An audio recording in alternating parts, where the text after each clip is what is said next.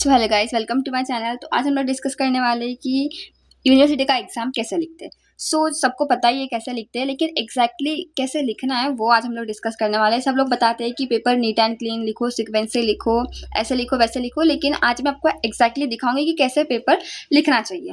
जो MCQ है वो सेक्शन ए में आ जाता है, और आपको वो कैसे लिखना है, ऐसे ही सेक्शन ए की हेडिंग देनी है, और यहाँ पे क्वेश्चन नंबर 1, 2 जो भी है वो लिखना है, और उसके बाद हमारा 1, 2, 3, 4 13 MCQ होंगे, और उसके बाद हमको MCQ लिखना है। जब भी आप MCQ लिखते हो ये बात ध्यान में रखो कि ऑप्शन के साथ, अगर ऑप्शन ए है, बी है, सी, डी, वॉट एवर, ऑप्शन के साथ साथ आंसर लिखो।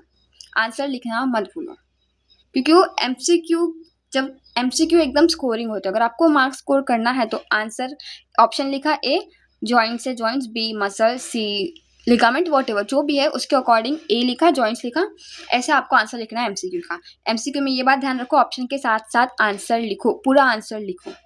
स्पेस तो होती है और टाइम भी होता है, तो इतना लिखो। तो जैसे कि आपको पता है हमारी यूनिवर्सिटी की जो शीट है वो 42 पेजेस की होती है। कई बच्चों को वो कम पड़ जाती है और कई बच्चों को ज़्यादा पड़ जाती है। वैसे तो वो अप्रोप्रिएट होती है, पेपर के अकॉर्डिंग जितनी होना चाहिए उतनी होती है। मुझे तो कभी कम नहीं पड़ी।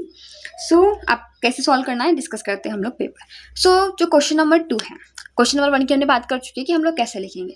सबसे पहला क्वेश्चन जो आप लिखोगे वो सबसे अच्छा आपको लिखना है, क्योंकि आपको जो आपका फर्स्ट इंप्रेशन, लास्ट इंप्रेशन बोलते हैं ना, वैसे सेम आपका फर्स्ट जो क्वेश्चन होगा वो आप जितना अच्छा लिखोगे उतना ईजिली एग्जामिनर को आगे का पेपर सॉल्व करने में होगा, चेक करने के लिए होगा। अगर आप फर्स्ट क्वेश्चन अच्छा लिखते हो तो एग्जामिनर को वहीं पे समझ में आ जाएगा कि नहीं, जो बच्चा है उसको पता है क्या लिखना है क्या नहीं लिखना है, या फिर उसका जो कंटेंट होगा वो ईजी होगा। वो अगर आपका फर्स्ट क्वेश्चन अप्रोप्रिएट और अच्छा रहा तो वो आगे के जो क्वेश्चन से वो उतने अच्छे से चेक नहीं करेंगे, आपको मार्क्स दे देगा। 42 पेजेस की शीट होती है, जैसे आपको पता है। उसमें हमको, जैसे सब लोग बोलते हैं, पेपर नीट एंड क्लीन होना चाहिए। सबसे पहली बात तो यही है, पेपर नीट एंड क्लीन रखो, और जितना हो सके उतना पेपर सीक्वेंस में सॉल्व करो। जिससे पहले LEQ सॉल्व कर लिया, फिर SEQ सॉल्व कर लिया, फिर VSEQ सॉल्व कर लिया। सीक्वेंस में try to solve in sequence. होता है कि हमको ये क्वेश्चन नहीं आ रहा तो हम पहले दूसरा सॉल्व कर लेते हैं, लेकिन हो सके तो जितना हो सके उतना सीक्वेंस में सॉल्व करने की कोशिश करो। उसके बाद नीट एंड क्लीन तो लिखना ही है, और हो सके तो हैंड राइटिंग अच्छी निकालो, क्योंकि आपको एक ही बार पेपर लिखना है। तो जो चेक करने वाला है उसको लगना चाहिए कि नहीं सच में अच्छा पेपर लिखा है करके। पेपर अच्छे से लिखो, और नीट एंड क्लीन तो लिखना है। और जो पेपर है उसमें डायग्राम्स होने चाहिए।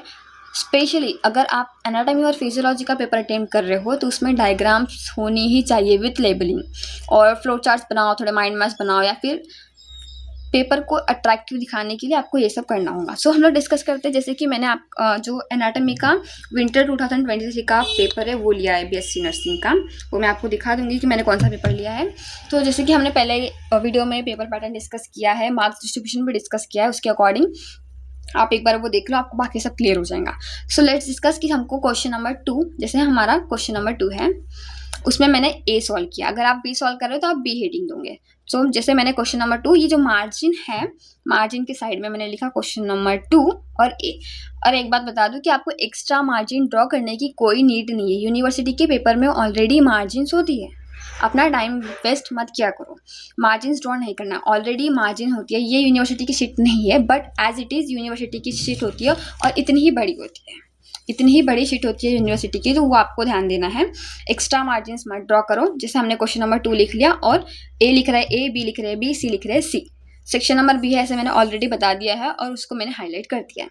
उसके बाद हमारा जो क्वेश्चन है वो ये है कि define joints, what are the types of joint, describe the shoulder joint in detail. सबसे पहले मैंने जॉइंट लिख दिया, उसका इंट्रोडक्शन की जॉइंट्स क्या है, फिर उसकी डेफिनेशन लिख ली, फिर जॉइंट्स के फंक्शन लिखिए। ये मैंने एक्स्ट्रा लिखा है, अगर आपको पता है तो लिखो, नहीं है तो मत लिखो। टाइम वेस्ट नहीं करना है, जितना पूछा है उतना ही लिखना है, लेकिन पेपर को अट्रैक्टिव बनाने के लिए, अच्छा दिखाने के लिए ये सब लिखना पड़ता है। ये हमने जॉइंट्स लिख दिया। उसके बाद मैंने जॉइंट्स का क्लासिफिकेशन लिख लिया, ऐसे थोड़ा फ्लो चार्ट बना के। फिर उसके बाद हमने एक एक जॉइंट्स को डिस्कस करना स्टार्ट कर दिया। जैसे हमने पहले फाइब्रस जॉइंट को डिस्कस किया पूरे पेपर में, फिर उसके बाद हमने कार्टिलेजिनस जॉइंट को डिस्कस किया, फिर उसके बाद हमारा साइनोवियल जॉइंट। साइनोवियल जॉइंट खुद ही में एक बड़ा टॉपिक है, तो उसको डिस्कस किया है।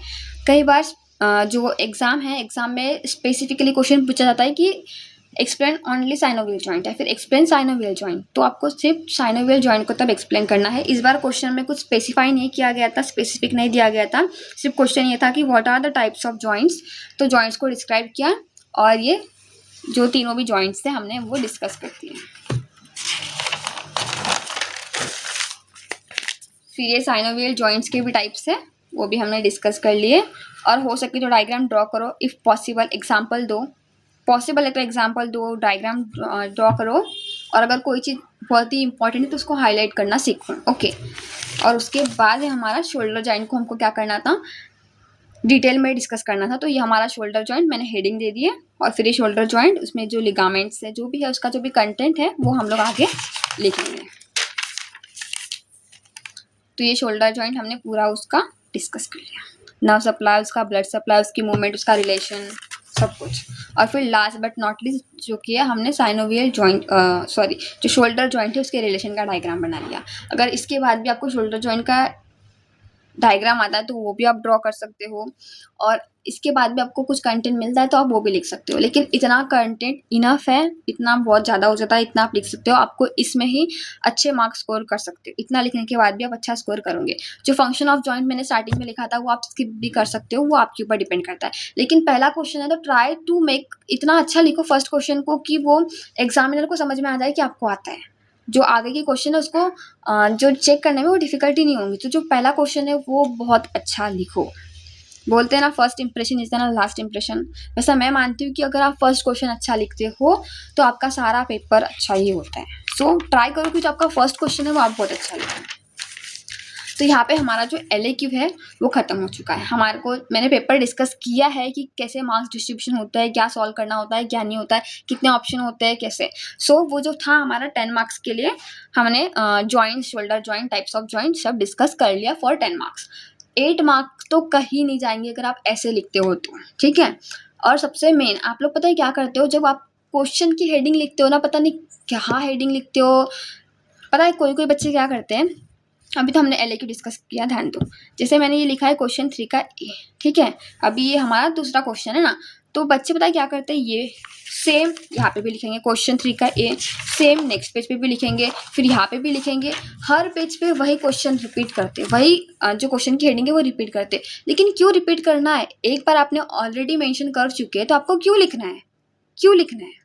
ट्राई टू अंडरस्टैंड ना, कि एग्जामिनर भी कंफ्यूज होगा कि ये क्वेश्चन का ये है या ये है, वो कहाँ से चेक करेगा। ट्राई टू अंडरस्टैंड, एक बार हेडिंग दो और इतनी अच्छे से हेडिंग दो कि सामने वाले को दिखे या फिर समझे उनको, ठीक है। क्वेश्चन नंबर 3, अभी जैसे क्वेश्चन नंबर 3 में SAQ है, हमको 3 क्वेश्चन सॉल्व करने हैं, ठीक है। तो मैंने सीक्वेंस से ही सॉल्व कर रहे हैं A, B और C। तो क्वेश्चन नंबर 3 का A मैंने सॉल्व किया है फर्स्ट, जो कि थायराइड ग्लैंड। थायराइड ग्लैंड का इंट्रोडक्शन दे दिया है, फंक्शन लिखा है, सिचुएशन एंड एक्सटेंट लिखा है। उसके बाद उसका वेट, उसके पार्ट्स, उसके रिलेशन लिखे हैं। उसके बाद उसका जो भी रिलेशन है, medial surface, posterior lateral surface, anterior surface, posterior border, वो सब लिखा है। उसके बाद उसका नर्व सप्लाई, उसका नर्व सप्लाई लिखा है। और देखो मैंने कैसे हाईलाइट किया पॉइंट्स को, जो पॉइंट इंपॉर्टेंट है नर्व सप्लाई को हाईलाइट किया, लिम्फेटिक ड्रेनेज को, जो ब्लड सप्लाई है उसको हाईलाइट किया। और उसके बाद मैंने जगह बची थी तो डायग्राम निकाला। वैसे डायग्राम निकालना इंपॉर्टेंट है, मैंने यहाँ पे TS ऑफ थायराइड ग्लैंड निकाला है। सो वैसे तो बहुत सारे डायग्राम्स आप निकाल सकते हो, तो आप भी इसके अकॉर्डिंग डायग्राम ड्रॉ कर सकते हो। वैसे तो जगह होती है पेपर में, पेजेस होते हैं, अगर आप बराबर डिस्कस करके लिखो तो आप लिख सकते हो। ये हमने थायराइड ग्लैंड लिख लिया। ये हमारा क्वेश्चन नंबर 3 का B।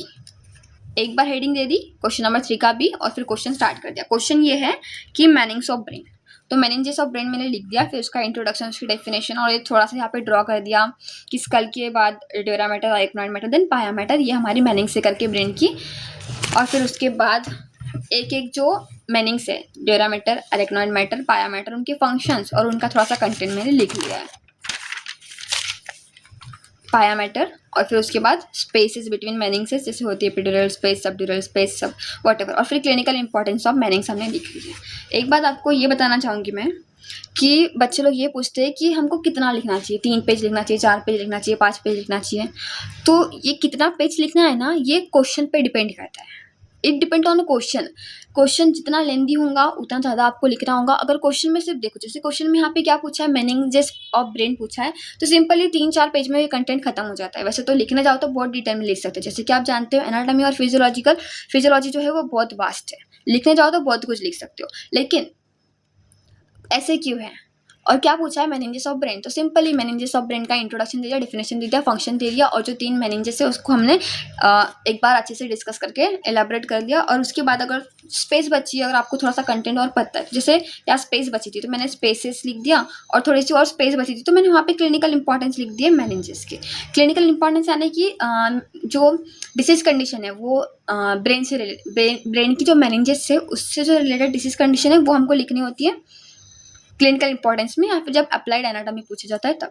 तो यहाँ पे मेनिंजियोमाइन हमारे सामने लिख लिया। सी हो गया हमारा क्वेश्चन नंबर बी। अब हमारा क्वेश्चन नंबर सी है जिसमें हमको पूछा है एक्सटर्नल फीचर्स ऑफ किडनी। फिर से मैंने हेडिंग दे दी मार्जिन के इधर, और question number C, question number 3 का सी हमने लिख लिया, फिर answer. External feature of kidney मैंने हेडिंग दे दी, फिर introduction, then general feature and location लिख दिया, देन फिर डायमेंशन लिख दिया हमने किडनी के। उसके बाद हमने एक्सटर्नल फीचर्स लिख दिए, 2 पोल से, 2 बॉर्डर से, 2 सरफेस से, ऐसे। और फिर इसके बाद हमने लिख दिया स्ट्रक्चर ऑफ रीनल हाइलम, आप ड्रॉ भी कर सकते हो ये। उसके बाद प्रोटेक्टिव कवरिंग्स हमने लिख दी कि true perineal and renal fascial and pararenal covering लिख दिए। और फिर उसके बाद हमने ये ड्रॉ कर लिया।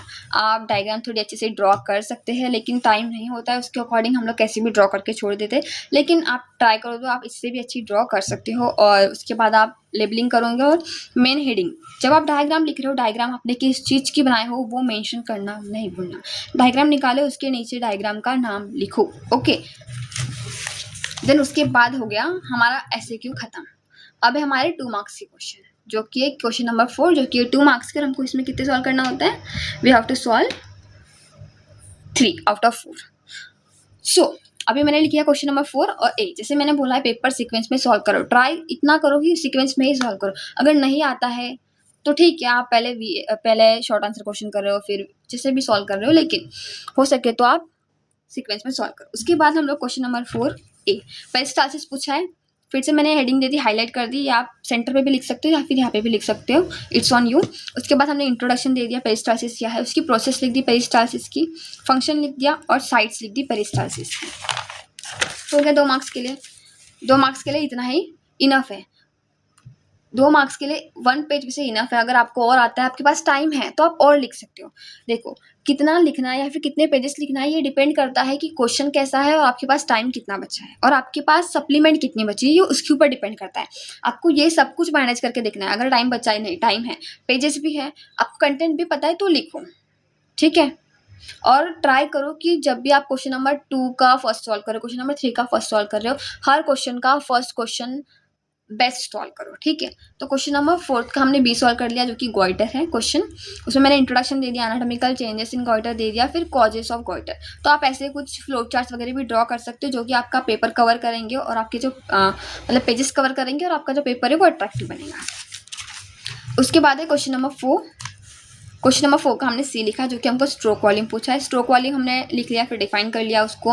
नॉर्मल स्ट्रोक वॉल्यूम कितना होता है वो बता दिया। अब यहाँ पे हाईलाइट भी कर सकती हूँ कि जो नॉर्मल स्ट्रोक वॉल्यूम है वो 60 to 100 ml हो सकता है। देन फॉर्मूला क्या है वो बता दिया। फैक्टर्स अफेक्टिंग स्ट्रोक वॉल्यूम, कौन से फैक्टर है जो कि स्ट्रोक वॉल्यूम को अफेक्ट कर सकते हैं, जैसे कि pre load, after load and contractibility, और हार्ट की डायग्राम थोड़ी सी हमने ड्रॉ कर लिया। ऐसा भी आप लोग कर सकते हो। अब है हमारे पास सेक्शन नंबर सी, जो कि है हमारा फिजियोलॉजी। तो क्वेश्चन नंबर 5 मैंने लिख दिया, हेडिंग दे दी, ए लिख दिया, फंक्शंस ऑफ किडनी। तो जो क्वेश्चन है वो है फंक्शंस ऑफ किडनी। इंट्रोडक्शन दे दिया, डेफिनेशन दे दिया, फिर फंक्शंस ऑफ किडनी मैंने 1 by 1 लिखना स्टार्ट कर दिया। Regulation of waste, regulation of electrolyte balance, regulation of acid balance, regulation of blood pressure,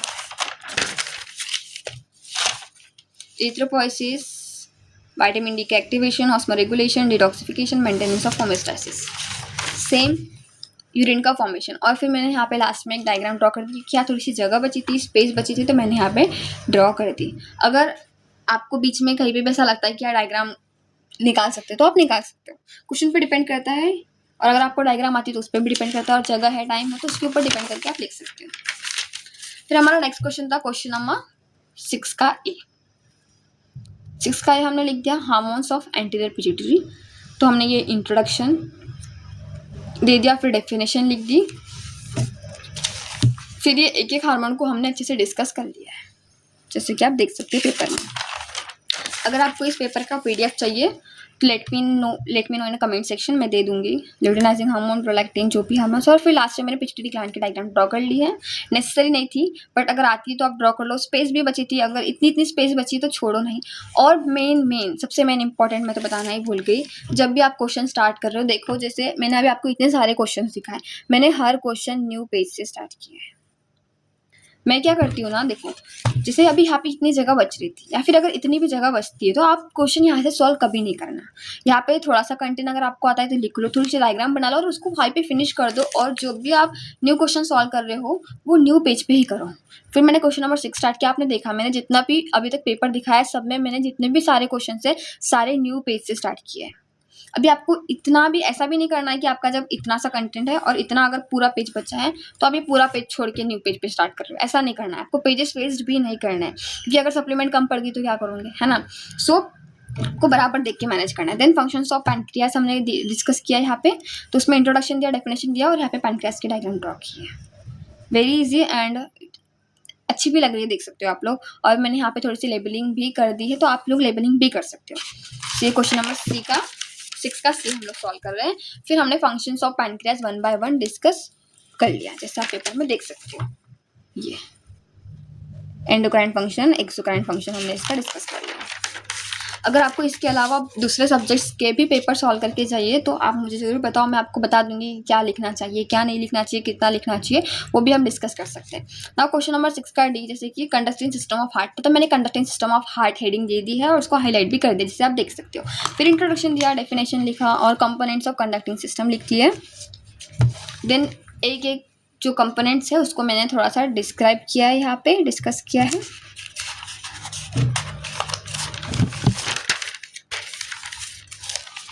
और फिर मैकेनिज्म ऑफ कार्डियक कंडक्शन भी लिख लिया है, सिर्फ फ्लो चार्ट बना के थोड़ा सा। और फिर एक डायग्राम भी ड्रॉ कर ली है। डायग्राम अच्छी नहीं है, उस पर फोकस मत करो, लेकिन आप अच्छे से ड्रॉ कर सकते हो अगर आपको आती है तो। सिर्फ कंडक्टिंग सिस्टम ऑफ हार्ट लिखा है, एसे नोड, एबी नोड और bundle of His Purkinje fiber, क्योंकि हम लोग यहाँ पे कंडक्टिंग सिस्टम दिखा रहे थे, तो यहाँ पे हमको आर्टरी वेंस वो सब डिस्क्राइब नहीं करना है। यहाँ पे हम लोग कंडक्टिंग सिस्टम ऑफ हार्ट बता रहे तो हम लोग कंडक्टिंग सिस्टम ही दिखाएंगे। और नीचे में आप लिख सकते हो कि कंडक्टिंग सिस्टम ऑफ हार्ट। फिर क्वेश्चन नंबर 7 मैंने लिखा है, देखो न्यू पेज से स्टार्ट किया है। ऑलवेज रिमेंबर कि हम लोग जब भी नया क्वेश्चन स्टार्ट कर रहे हैं न्यू पेज पे। और आपने देखा है कि मैंने स्पेस भी नहीं छोड़ी है। जब ऐसा लगता है कि स्पेस छूट रही है तो मैं वहाँ पे डायग्राम ड्रॉ कर लेती हूँ, या फिर जो कंटेंट अगर मुझे थोड़ा बहुत पता है तो वो लिख लेती हूँ, या फिर छोटा सा माइंड मैप बना लो, या फिर छोटा सा फ्लो चार्ट बना लो, कॉजेज लिख दो, कुछ भी जो भी पॉसिबल है उस क्वेश्चन में वो आप लिख सकते हो। क्वेश्चन नंबर 7 का ये हमने स्टार्ट किया, स्ट्रक्चर ऑफ रीनल कैप्सूल, उसमें इंट्रोडक्शन दे दिया। Renal capsule consist of 2 layer, whatever जो भी है हमने ये ऐसे लिख दिया। लेयर्स ऑफ किडनी मैंने थोड़ा सा ऐसे 2 मार्क्स के लिए था ये। फिर अगेन 2 मार्क्स के लिए फिर से पूछा है lobes of liver. Lobes of liver कुछ है, ड्रॉ तो करना पड़ेगा। डेफिनेशन दे दी, लिवर को डिवाइड कर लिया 4 लोब्स में, ये सारे लोब्स लिख लिए, डिस्क्राइब कर लिए। और ये हमने आप यहाँ पे लिख सकते थे एंटीरियर पोस्टीरियर दोनों निकाल सकते थे, क्योंकि यहाँ पे एक डायग्राम एंटीरियर और पोस्टीरियर दोनों निकाल सकते थे, लेकिन यहाँ पे स्पेस नहीं थी तो मैंने एक ही टाइप की ड्रॉ की है। 2 मार्क्स के लिए इतना इनफ होता है। और फिर हमको क्वेश्चन था transfer section of spinal cord निकालना था, तो मैंने क्वेश्चन नंबर 7 का डी करके transfer section of spinal cord. अगर आपको टाइम है और जगह भी है तो आप क्या कर सकते हो, यहाँ पे आप लिख सकते हो इसके बारे में थोड़ा सा और कुछ अगर लिखना चाहो तो, अगर टाइम बचा है तो। वैसे हमको पता चल जाता है कि अगर हाँ 5 मिनट्स लेफ्ट है या फिर इतना है या फिर टाइम बच रहा है तो आप लिख सकते हो, ठीक है। सो देख रहे हो कि ये पूरा पेपर 75 पेपर सॉल्व करने में मुझे 40 पेजेस लग गए। तो कुछ मैंने ऐसा भी लिखा था जो नेसेसरी नहीं है, लेकिन फिर भी आप लिख सकते हो। वैसे तो कंटेंट लिखना चाहो तो बहुत सारा है, क्योंकि एनाटॉमी फिजियोलॉजी बहुत वास्ट है, लेकिन जितना पूछा है उतना ही लिखा करो। ट्राई टू मैनेज टाइम नहीं होता है, फास्ट लिखना होता है, हैंड राइटिंग भी अच्छी निकालनी होती है, टाइम भी मैनेज करना होता है, सप्लीमेंट भी बचनी चाहिए, पेपर प्रेजेंटेशन भी अच्छा होना चाहिए। जैसे मैंने बताया कि जो फर्स्ट क्वेश्चन है वो अच्छा ही लिखो, एमसीक्यू को ऑप्शन के साथ सॉल्व करो, ऑप्शन भी लिखो और आंसर भी लिखो, दोनों चीज़ बहुत मैंडेटरी है तो दोनों करो। और फिर उसके बाद ये हमारा पेपर हो जाता है ख़त्म। कुछ इस तरह से आपको सॉल्व करना है, सारे सब्जेक्ट के आपको ऐसे ही सॉल्व करना है, मेन हेडिंग देके। और जो क्वेश्चन है ना ये रिपीट नहीं करना। क्वेश्चन नंबर 2 का ए हो गया सेम, बट चलो क्वेश्चन नंबर 2 का ए, क्वेश्चन नंबर 2 का ए हर पेज पे रिपीट कर रहे हो, एग्जामिनर क्या सोचेगा, कंफ्यूज नहीं होगा क्या वो? सोच समझ के लिखो क्या लिख रहे हो, एक ही बार लिखो और अच्छे से लिखो ताकि वो दिखना चाहिए। तो कुछ इतना मार्जिन की इधर लिखते हो कि वो स्कैन ही नहीं होती है। तो ट्राई कि यहाँ पे भी लिख सकते हो मार्जिन की इधर, क्वेश्चन नंबर 2 का ए, यहाँ पे भी कर सकते हो मार्जिन की इधर। अगर आपको नहीं लिखना है तो मत लिखो, एक्स्ट्रा मार्जिन ड्रॉ मत करो, टाइम वेस्ट मत करो, और जितना हो सके उतना फास्ट पेपर लिखने की कोशिश करो। और अगर जगह बच रही है तो डायग्राम ड्रॉ करो, जैसे मैंने बताया, हो सके तो फ्लो चार्ट ड्रॉ करो, और एनाटॉमी और फिजियोलॉजी के पेपर में जितना पॉसिबल हुआ उतना डायग्राम ड्रॉ करो विथ लेबलिंग, क्योंकि ये इंपॉर्टेंट होता है। और बाकी तो पेपर जैसे मैंने बताया 42 शीट इनफ होती है। वैसे मैंने कोशिश किया है कि 40 इससे कम ही लगते हैं, क्योंकि हमारे पास टाइम में हमको इतना याद नहीं आता है एग्जाम के टाइम पे। फिर भी मैंने 40 पेजेस तक का सॉल्व करके आपको दिखाया है। 40 पेज में आपको पूरा पेपर 75 मार्क्स का सॉल्व कर दिया है। किसी किसी को वो भी कम पड़ते हैं, किसी किसी को बहुत ज़्यादा पड़ते हैं। तो वो आप पे डिपेंड करता है कि आप कैसे क्वेश्चन लिखोगे, या फिर कौन सा क्वेश्चन सॉल्व करोगे, या फिर कितना कंटेंट लिखोगे। तो वैसे तो हम लोग घर से डिस्कस करके जाते हैं। और आपको एक इम्पोर्टेंट बात बता दूं कि अगर आप पेपर सॉल्व करने जा रहे हो ना, हम लोग सारे क्वेश्चन या फिर जो भी टॉपिक्स है वो रीड करके जाते हैं, ऑलरेडी रीड करके जाते हैं। जैसे कि अगर हमको स्किन आता है तो हम लोग ऑलरेडी कि एक बार घर से ये डिस्कस करके जाया करो, ये अपने मन में सोच लिया करो कि अगर स्किन आया तो हाँ, अगर स्किन आया तो मैं ये लिखूंगी, मैं ये ड्रॉ करूंगी, उसके फंक्शंस लिखूंगी और एक डायग्राम ड्रॉ करूंगी। ऐसा ऐसा एक बार घर से सोच के जाया करो। अगर ये क्वेश्चन आया तो मैं ऐसे ऐसे लिखूंगी, ऐसे ऐसे ड्रॉ करूंगी। एक बार अपने मन में ही सोच के जाया करो। अगर वो क्वेश्चन आ जाता है तो वो आपके लिए ईजी होगा कि आपको कैसे सॉल्व करना है, ईजी हो जाएगा ना, कि कैसे सॉल्व करना है, कैसे नहीं सॉल्व करना है। कि हाँ, अरे हमें तो घर से सोच के आई थी कि मैं ये लिखूंगी। सो वह वैसे ईजी हो जाता है कि आपको क्या लिखना है क्या नहीं लिखना है। बाकी तो फिर पेपर पे डिपेंड करता है, पेपर ईजी डिफिकल्ट जो भी आता है उसके ऊपर डिस्कस करना। तो ये जो पेपर है ये मैंने सॉल्व किया, दिखा देती हूँ मैं आपको एक बार। सो ये हमने ये वाला पेपर सॉल्व किया जिसमें हमारा LAQ था। एक सॉल्व किया, इसमें SAQ में हमने 3 सॉल्व किए। फिर हमारे पास वेरी SAQ में हमने 3 सॉल्व किए। फिर से ये हमारा फिजियोलॉजी का सेक्शन था, इसमें हमने 1 सॉल्व किया। 5th क्वेश्चन में 6th क्वेश्चन में हमने 3 सॉल्व किया, और 7th क्वेश्चन में हमने 3 सॉल्व किया। ऐसे हमने हमारा एनाटॉमी और फिजियोलॉजी का पेपर लिख लिया है। अगर इसके बाद भी आपको कोई कंफ्यूजन है और कुछ पूछना है तो आप कमेंट सेक्शन में पूछ सकते हो। I will make a video on it next time. So अगर आपको कोई भी प्रॉब्लम है रिगार्डिंग BSc नर्सिंग, या फिर पेपर कैसे सॉल्व करना है, या फिर कोई सब्जेक्ट के रिगार्डिंग कि ये सब्जेक्ट का कैसे करना है, तो आप मुझसे पूछ सकते हो। And thank you for watching. Bye bye.